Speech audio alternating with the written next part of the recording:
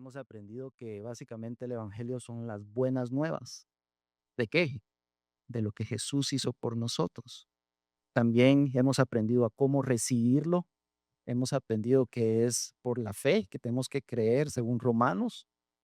Y asimismo hemos aprendido que cuando recibimos ese evangelio, cuando recibimos esa gracia de Dios, pues tiene que manifestarse, hace algo en nuestras vidas y tiene que suceder una transformación y no al revés. Es algo que se vive de adentro de adentro hacia afuera.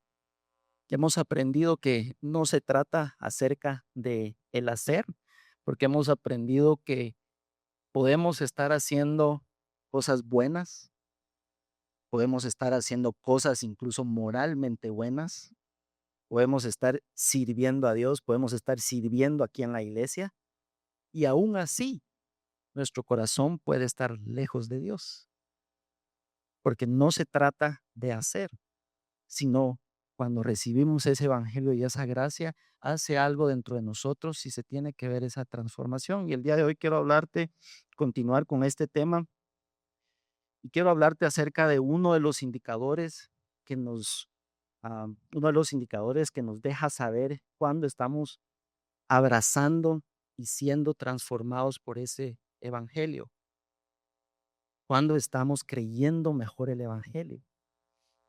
Y este indicador del que les quiero hablar es básicamente que mi ego tiene que rendirse ante Cristo. Cuando hablamos acerca de, o escuchamos esta palabra ego, no sé si a algunos tal vez les causará o sentirán algo frío o tal vez algo incómodo internamente, pero la realidad es que todos lo necesitamos. Yo le decía a Dios orando, Señor, yo creo que, pues, yo no creo que necesite escuchar acerca de la humildad o de ser más humilde, porque yo creo que es que soy un poco, pues, soy humilde. Y la respuesta del Señor fue, si lo necesitas, exactamente, escúchate lo que estás diciendo, por eso lo necesitas. Y es que todos, creo yo, necesitamos trabajar en esta área. Yo creo que todos nos hemos dado cuenta que en el tiempo en el que vivimos, los tiempos en los que vivimos el día de hoy, es obvio que el yo tiene que estar en el centro, que se trata acerca de mi persona, que se trata acerca de yo, de mi persona, de mi necesidad, de lo que yo estoy viviendo. Yo recuerdo que hace unos años, un poquito antes de la pandemia, estaba todavía en Taiwán y lo que sucedió fue que hubo una escasez.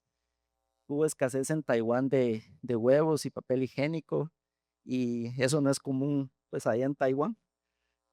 Probablemente también pasó algo parecido acá, pero cuando eso sucedió, la escasez, lo que hice fue como nunca había vivido eso, fue que fui al supermercado rápidamente. Cuando llegué al supermercado, habían colas de personas queriendo entrar al supermercado. Allá en Taiwán son un poquito más ordenados, así que se ponían en fila desde las 5 de la mañana solo para ir a comprar unos huevos y papel higiénico.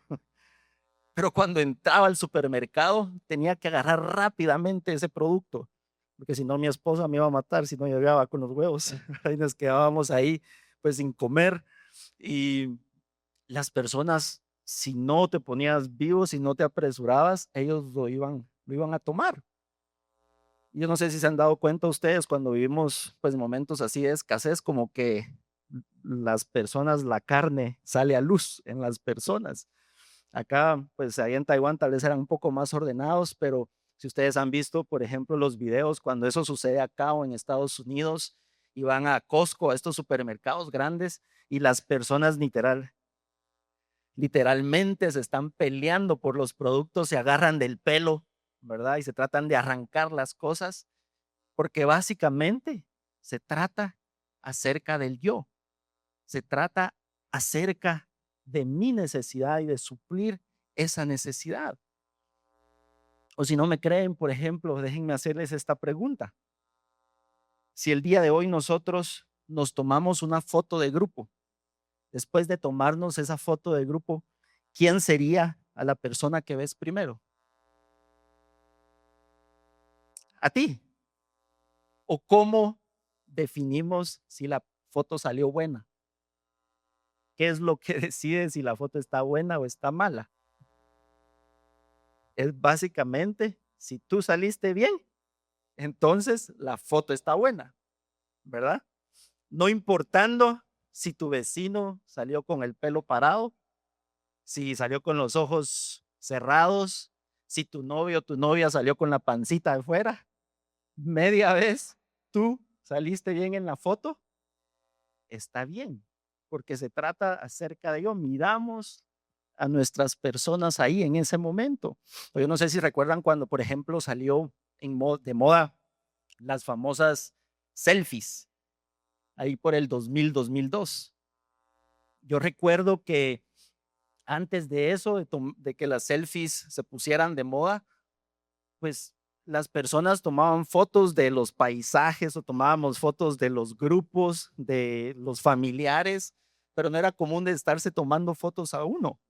De hecho, yo me acuerdo que cuando eso se empezó a poner de moda, y sentía raro tomarme fotos a mí mismo, pero después se volvió más común, ¿verdad? Hoy en día es raro no tomarte una selfie, porque básicamente estamos viviendo en tiempos en los cuales se trata acerca de yo y de estar yo en el centro de mi necesidad. Yo creo que cuando lo vemos en la palabra, vemos que este fue el primer pecado que aparece en la palabra cuando vemos la historia de Lucifer. El orgullo fue el que lo hizo caer. O cuando vemos la historia, nos vamos al principio en el huerto del Edén con Adán y Eva. Lo que sucedió en ese momento, la raíz de su pecado, fue el orgullo, el querer ser como Dios, el querer tener esa independencia de Dios en Génesis 3. Porque el orgullo lo que hace nos lleva a poner al yo en el centro. Y quiero leerte lo que dice en Filipenses 2, 3 al 4. Dice, nada hagáis por contienda o por vanagloria, antes bien, con humildad, estimando cada uno a los demás como superiores a él mismo, no mirando cada uno por lo suyo propio, sino cada cual también por los de otros. La palabra de Dios acá nos está diciendo que no hagamos nada por egoísmo, dice en otra versión, por orgullo, por vanagloria, que no hagamos nada por motivos egoístas. Pero vemos nosotros que el día de hoy eso es lo que la cultura nos dice a gritos, que así debemos de actuar. Sin embargo, Dios nos dice que no vivamos de tal manera, sino que busquemos la humildad de la que habla el Evangelio. Y quiero utilizar otro pasaje que voy a usar como base para este tema y está en Primera de Corintios 3, 21 al 23. Y también vamos a ir a Primera de Corintios 4, 1 al 7. Dice capítulo 3, 21 al 23. Así que ninguno se gloríe en los hombres, porque todo es vuestro, sea Pablo, Apolos o Cefas, sea el mundo, la vida o la muerte, sea el presente o el porvenir, todo es vuestro. Y vosotros sois de Cristo, y Cristo es de Dios. Vamos al capítulo 4 y dice del versículo 1 al 7, por tanto, que los hombres que los hombres nos consideren como servidores de Cristo y administradores de los misterios de Dios. Ahora bien, lo que se requiere de los administradores es que cada uno sea hallado fiel. En cuanto a mí, en muy poco tengo el ser juzgado por vosotros o por tribunal humano. Ni aun yo mismo me juzgo, aunque de nada tengo mala conciencia, porque no soy justificado, porque no por eso soy justificado, pero el que me juzga es el Señor. Así que no juzguéis nada antes de tiempo, hasta que venga el Señor, el cual aclara también lo oculto de las tinieblas y manifestará las intenciones de los corazones. Entonces, cada uno recibirá su alabanza de Dios. Pero esto, hermanos, lo he presentado como ejemplo en mí y en Apolos, por amor a vosotros, para que en nosotros aprendáis a no pensar más de lo que está escrito. No sea que por causa de uno os envanezcáis unos contra otros. ¿Por qué? ¿Quién te hace superior? ¿Y qué tienes que no hayas recibido? Y si lo recibiste, ¿por qué te glorías como si no lo hubieras recibido? Y vemos estos pasajes, y solo para explicarte rápidamente lo que estaba sucediendo aquí. Aquí Pablo estaba escribiendo en este pasaje, escribe esta carta a la iglesia, a los corintios, la iglesia en Corinto. Y básicamente lo que Pablo les está diciendo aquí es que él básicamente está confrontando un problema que tal vez a simple vista se ve como un problema normal que tal vez vive en las iglesias. Sin embargo, este problema era más profundo de lo que parecía. Y lo que sucede es que Pablo hace algo interesante porque Pablo no viene y Pablo no ataca lo que se ve en la superficie. Pablo hace algo distinto porque él no les dice, miren, bueno, iglesia, ustedes por favor déjense de pelear, sean más unidos, ámense. No, sino que Pablo no lidia con lo que se ve en la superficie, con lo que se ve en la superficie, sino él va, de hecho, va a la raíz del problema. ¿Y qué era lo que estaba sucediendo? En ese momento lo que estaba sucediendo es que estos hermanos básicamente se estaban alineando con ciertos líderes y lo que estaban haciendo es que se estaban comparando, compitiendo, se estaban midiendo, ellos estaban creando ciertos grupos dentro de la iglesia.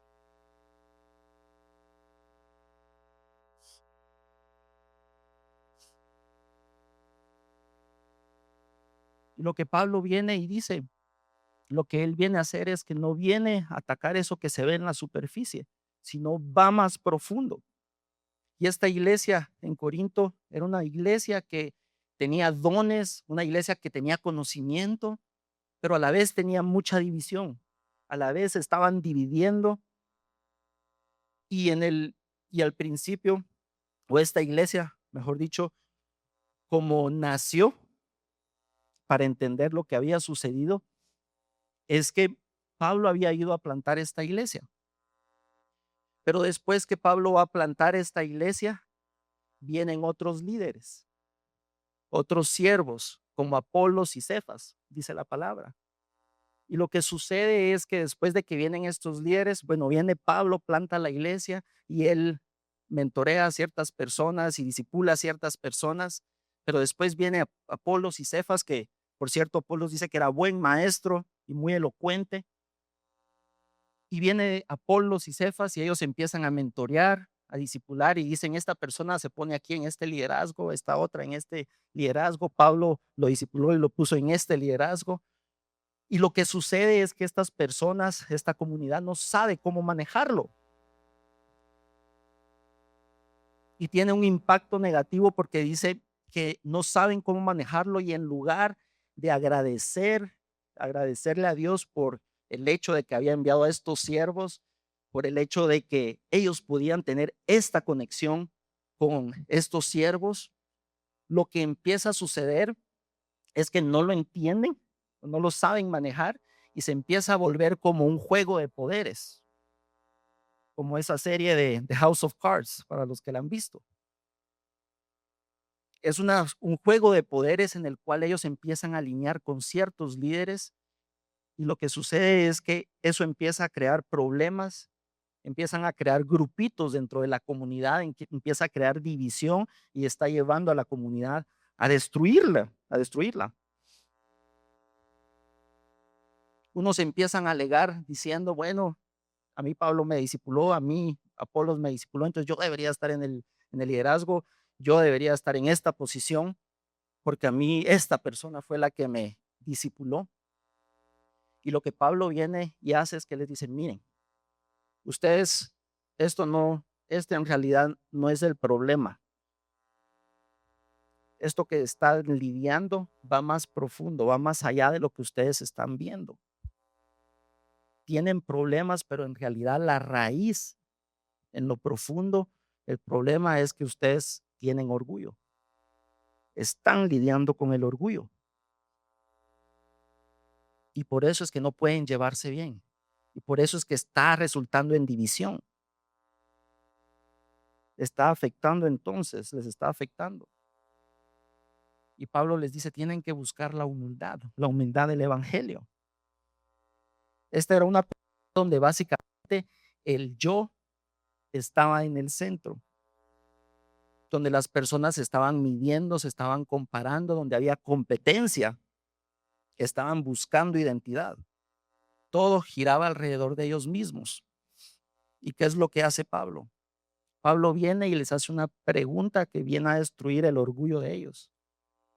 Les dice, ¿qué recibiste o qué tienes que no hayas recibido? O sea, les está diciendo, todo es gracia, todo lo que has recibido. Entonces, ¿por qué te estás comparando? Entonces, ¿por qué se están elevando?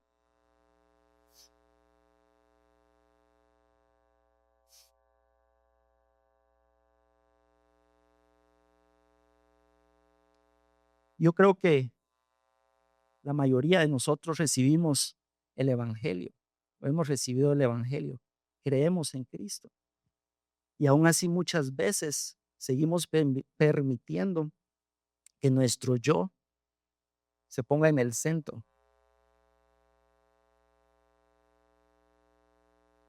que nuestro yo tome el lugar principal, y me incluyo. Ahora, ¿cómo podemos nosotros saber que estamos creyendo mejor el Evangelio, que estamos siendo transformados por el Evangelio? No se trata acerca de que sabes más, no se trata acerca de que haces más, sino se trata acerca de cuánto más el yo deja de estar en el centro, cuánto el yo ya no ocupa ese lugar principal. Y quiero mencionarte 3 puntos tal vez prácticos o sencillos acerca de este tema. Uno es el problema, el problema del yo en el centro, el impacto que tiene y también la solución. El problema del yo en el centro dice en el versículo 21 que Pablo les dice, ninguno se gloríe en los hombres. Ninguno se gloríe en los hombres. ¿Por qué es que Pablo les está diciendo esto? Lo que estaba sucediendo es que estas personas estaban formando su identidad en estos personajes, en estos siervos, en estos líderes. Y les dice, ninguno se gloríe en los hombres. Estaban enfocados en sus posiciones y en el compararse con los demás, pero en realidad se trataba acerca de ellos mismos, porque lo que ellos en realidad estaban diciendo en esencia es, esto es lo que me da valor.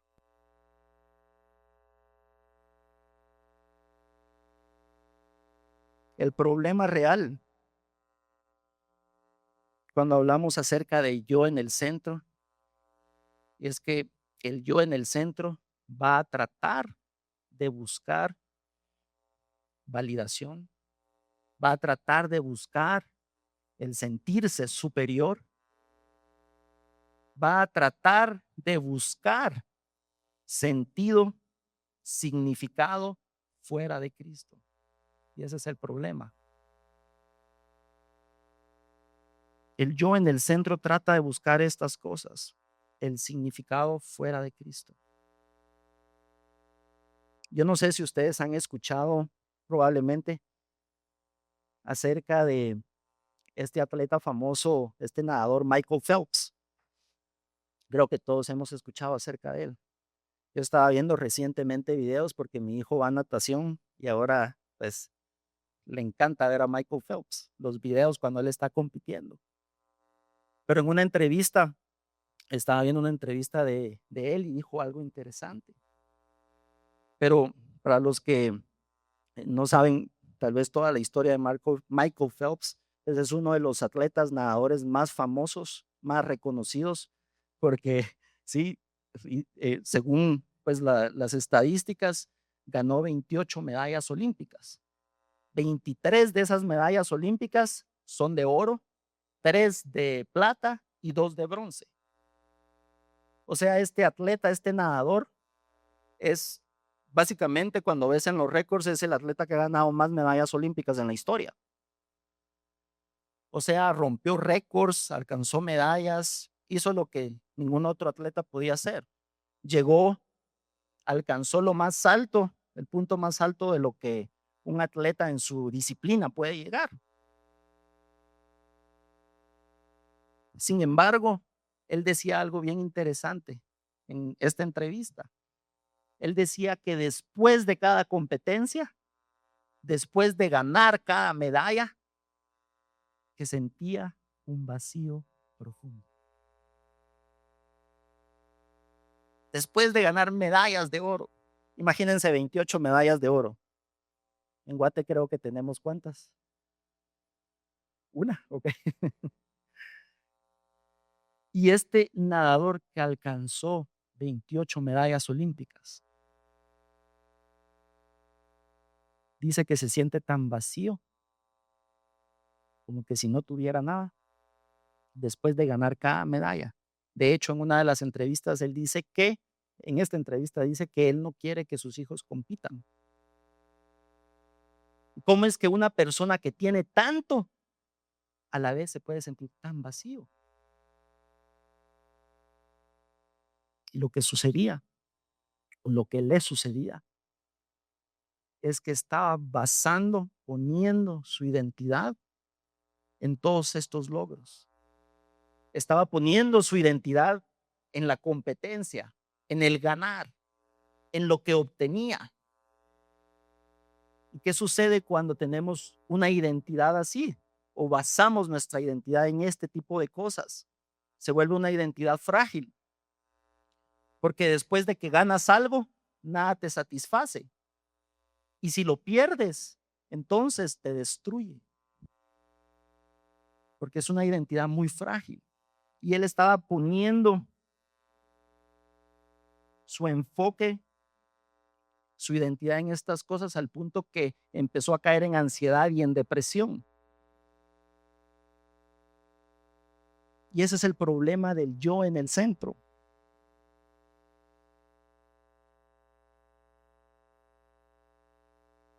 Cuando hablamos acerca del orgullo, el orgullo no siempre se ve como a veces no lo imaginamos, no se ve como siempre pensamos. El orgullo no siempre es una persona arrogante diciendo, bueno, yo soy mejor que todos, yo sé más que todos. No siempre es así, pero el orgullo es un poco más sutil, porque lo que sucede con el orgullo es que usualmente se esconde en dos extremos. Aquel extremo en el cual la persona es aquel orgullo inflado, que tal vez este es más común y más fácil de detectar para nosotros. Es aquella persona que sí dice yo soy mejor que este y sé más y he hecho más y se compara con el de abajo para sentirse superior, para sentirse mejor y es que está arriba. Y a veces incluso se puede vestir como de una virtud, como de alguien bueno, como un buen religioso, como decir, bueno, yo he obedecido, he ido a la iglesia, estoy haciendo esto y lo otro y sé estas cosas. Sin embargo, sigue siendo orgullo.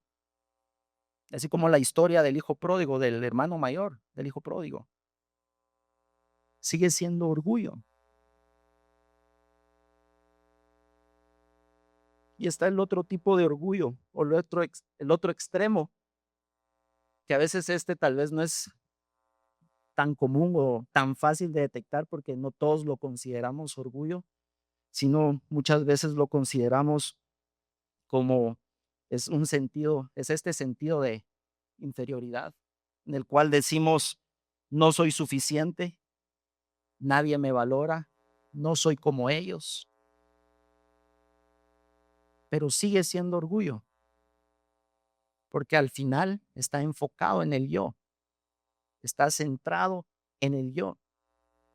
Es aquella persona que cuando entra a un lugar está pensando en la mente, está lidiando con pensamientos de qué estarán diciendo de mí, qué estarán, de plano me están criticando, de plano están tramando algo contra mí, pero el enfoque sigue siendo orgullo porque el enfoque es en yo, es una obsesión con el yo, está centrado en el yo. Tanto el que se exalta como el que se menosprecia tiene el mismo problema y es ese yo en el centro. Todo se trata acerca de yo. El yo sigue siendo el centro. Y es que el orgullo no solo es pensar muy alto de ti, sino también es pensar demasiado en ti. Y esto era exactamente lo que Pablo estaba confrontando cuando vemos este pasaje. Estaba atacando este orgullo que dice, que trata siempre de tomar de algo para decir, este soy yo.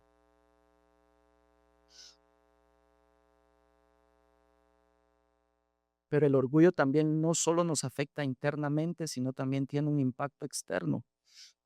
Cuando el yo está en el centro, todo se distorsiona. Pablo les dice en el capítulo 3, el orgullo, el yo en el centro, va a afectar tu identidad, te va a afectar a ti. Pero aquí en el capítulo 4 les dice, esto no solo se queda ahí, sino va a ir más allá eventualmente, va a tener un impacto externo a tu alrededor. Va a impactar en tu manera de vivir, en tus relaciones. Les dice en el versículo 1 del capítulo 4, ténganos los hombres por servidores de Cristo y administradores de los misterios de Dios. Ténganos los hombres por servidores de Cristo y administradores de los misterios de Dios. Pablo les está diciendo, nosotros somos servidores, nosotros somos humanos, porque lo que ellos estaban haciendo es que ellos los estaban poniendo en alto, ellos los estaban comparando, los estaban elevando, evaluándolos constantemente. Y Pablo les dice, nosotros somos servidores. Después en el versículo 3 y 4, y si Sigüer me puedes ayudar, en el versículo 3 y 4 dice, yo en muy poco tengo el ser juzgado por vosotros, ni aún yo me juzgo a mí mismo. Pablo les estaba diciendo, yo no vivo para satisfacerlos a ustedes, no vivo por la opinión de ustedes, pero va un paso más allá porque les dice, tampoco vivo de mi opinión, a través de mi propia opinión. De hecho, tengo poca opinión acerca de mí, porque usualmente tendemos a hacer esto, o vivir para la opinión de otros, o vivir para nuestra opinión. Y Pablo les dice, a mí el que me juzga es Cristo. Se trata acerca del Señor.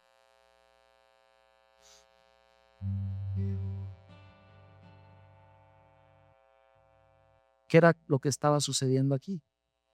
Cuando el yo está en el centro, entonces lo que sucede es vivir para la aprobación de otros, o empezamos a ir para mi propia aprobación, mi propia opinión, o los dos.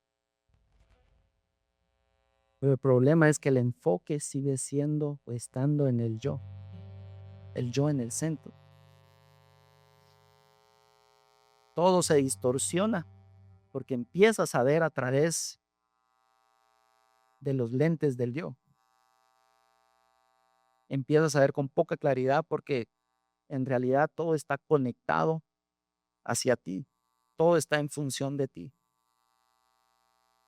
Entonces, lo que sucede es que te empieza a afectar o puede afectarte tus relaciones porque empiezas a ver a los demás como competencia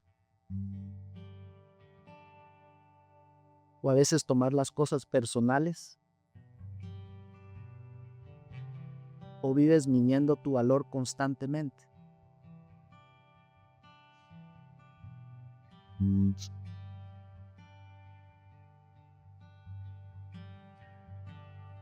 Yo no sé si ustedes han visto o vieron, mejor dicho, la película, una de mis películas favoritas son las películas de Rocky. Tal vez para los que están muy jóvenes no sepan de estas películas, pero a mí me gustó mucho la película que Rocky Balboa sacó en el 2006. Y si recuerdan, si la vieron, es esta película donde él hace con su hijo y su hijo participa.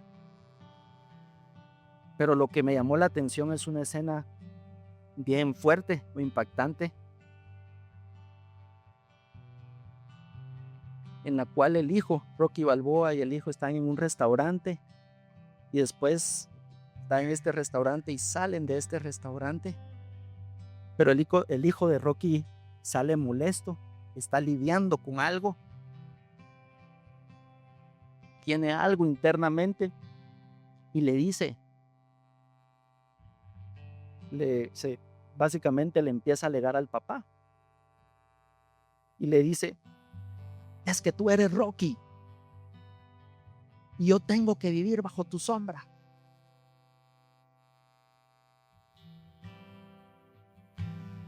Básicamente lo que le está diciendo en otras palabras es, le está diciendo, yo no puedo ser yo porque me vivo comparando contigo. Porque me estoy comparando contigo. Tengo que vivir bajo tu sombra. Ahora lo interesante es que Rocky no estaba tratando de apacharlo, de destruirlo, de dañarlo, sino en la película nos damos cuenta cuando la ves que básicamente Rocky desea lo mejor para su hijo. Pero el problema era lo que el hijo estaba viviendo internamente. Que el hijo se estaba comparando constantemente y viendo su valor con el de su papá, comparándose con su papá. Y lo llevó a tal punto que le estaba afectando su relación, estaba llevándolo a sabotear su relación con su mismo papá. Pero cuando el yo está en el centro, cuando se trata acerca de mí, me lleva a hacer este tipo de cosas, de compararme, de medir mi valor, de ver a los demás como competencia. Y esto es exactamente lo que Pablo estaba confrontando.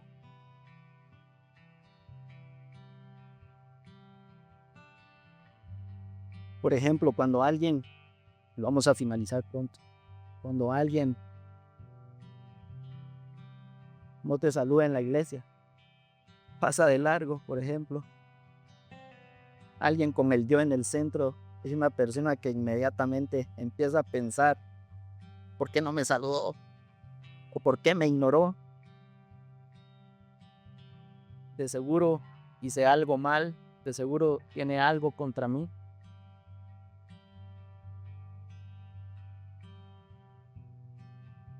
Muchas veces la otra persona ni en cuenta, pero nos hacemos una historia internamente.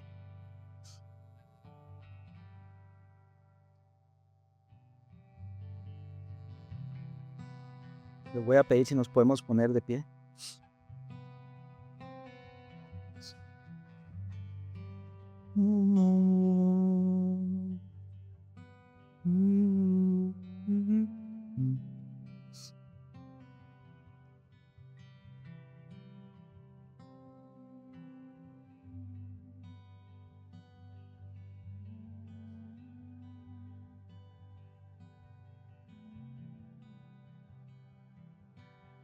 Cuando el yo está en el centro, lo que sucede es que no ves a las personas como son, sino ves a las personas o las interpretas como ellos te hacen sentir. Pablo dice algo poderoso aquí. Él dice que él no vive para la opinión de otros, ni para su propia opinión. De hecho, tiene poca opinión acerca de él mismo. Normalmente, nuestra tendencia es que nos inclinamos a vivir para la opinión de otros o vivir para nuestra propia opinión. El mundo nos dice, si tenemos el autoestima bajo, nos dice, bueno, solo tienes que tratarte bien, ámate, trátate mejor, trata de subir esa autoestima. Te dice, no escuches a otros, cree en ti. El problema es que cuando vives para la opinión de otros o tu opinión, el problema es que sigues enfocado en el yo. El yo está en el centro. Lo que vemos con Pablo es que Pablo no dice, bueno, no escucho a estas personas o los ignoro. Pablo no dice, bueno, no puedo escuchar una crítica. Pero Pablo tampoco les dice, bueno, todo lo que ustedes dicen de mí me define. Sino vemos la vida de Pablo, cómo él actúa. Dice, no me define la opinión de otros ni mi opinión. Lo que Pablo hace es que estas cosas no las conecta a su identidad.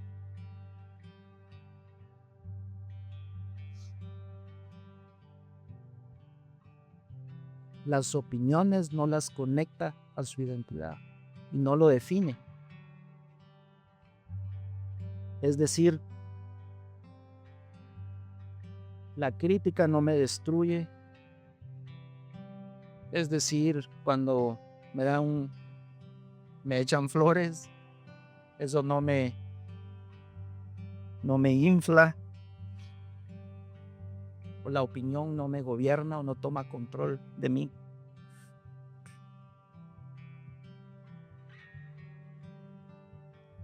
C.S. Lewis decía, ¿verdad? C.S. Lewis decía o tenía esta definición que le hemos escuchado, que la verdadera humildad no es pensar menos de ti, no es pensar menos de ti mismo, es pensar menos en ti mismo. No es pensar menos de ti, sino es pensar menos en ti. Es remover al yo del centro. Ahora, ¿cómo lo logramos? Porque si somos honestos, no es como decir, bueno, solo voy a pensar menos en mí. Voy a dejar de pensar en mi persona. Ya estuvo. La solución es el Evangelio. Necesitamos el Evangelio. Porque el Evangelio no mejora nuestro ego, sino es que lo que hace es que lo coloca en el lugar correcto, lo reemplaza como el centro. La solución es el Evangelio.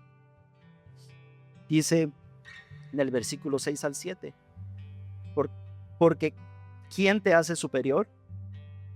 ¿Y qué tienes que no hayas recibido? Y si lo recibiste, ¿por qué te glorías como si no lo hubieras recibido? Pablo les hace esta pregunta que destruye el ego directamente. ¿Qué tienes que no hayas recibido? Y si lo tienes, ¿por qué te glorías? Básicamente les está diciendo, ha sido por gracia.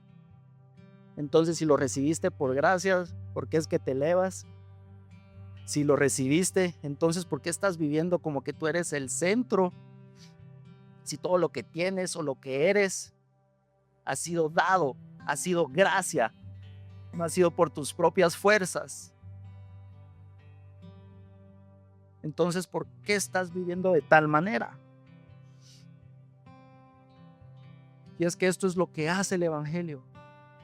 El Evangelio nos confronta, pero asimismo también trae sanidad a nuestras vidas, trae restauración a nuestras vidas.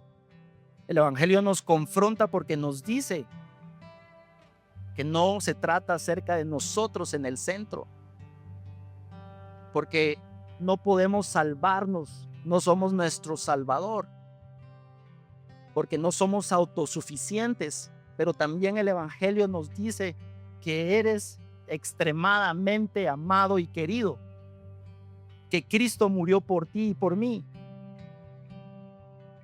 y que lo que necesitamos hacer es sencillamente recibirlo, que no se trata acerca de lo que hacemos o lo que no hacemos, sino de lo que Cristo ya hizo por nosotros en la cruz, y sencillamente tenemos que recibirlo y vivirlo. No se trata acerca de menospreciarnos, no se trata acerca de apacharnos, de menospreciarte o mirarte de menos.